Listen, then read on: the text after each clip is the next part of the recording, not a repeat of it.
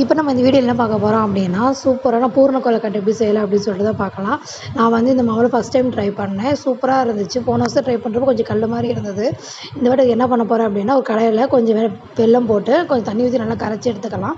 இந்த மாதிரி நல்லா கரைச்சி எடுத்த உடனே அதுக்கு துருவி வச்சு தேங்காய் பூவையும் சேர்த்துட்டு 2 ஏலக்காயும் தட்டி இது கூட போட்டுட்டு நல்லா கிளறி விட்டோம் அப்படின்னா நல்லா கெட்டி சேர்ந்து வரும். சூப்பரான பூரணம் வந்து ரெடி ஆயிடுச்சு. இப்போ நம்ம மேலே வைக்கிற மாவு வந்து நம்ம ரெடி பண்ணணும். அதுக்கு நான் நாகா கொழுக்கட்டை மாவு தான் எடுத்துருக்கிறேன். அந்த மாவில் வந்து ஒரு 200-250 கிராம் எடுத்துக்கிட்டு அது தேவையான அளவு கொஞ்சம் உப்பு போட்டு நல்லா தண்ணி நிறைய ஊற்றி நல்லா தோசை மாவு மாதிரி நல்லா கரைச்சி எடுத்துக்கணும்.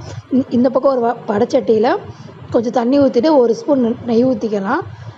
நெய் ஊற்றிட்டு கரைச்சி வச்ச மாவை இது கூட சேர்த்துட்டு அடுப்பை மீடியம் ஃப்ளேம் வச்சுட்டு கைவிடாமல் நம்ம கிண்டிக்கிட்டே இருக்கணும்.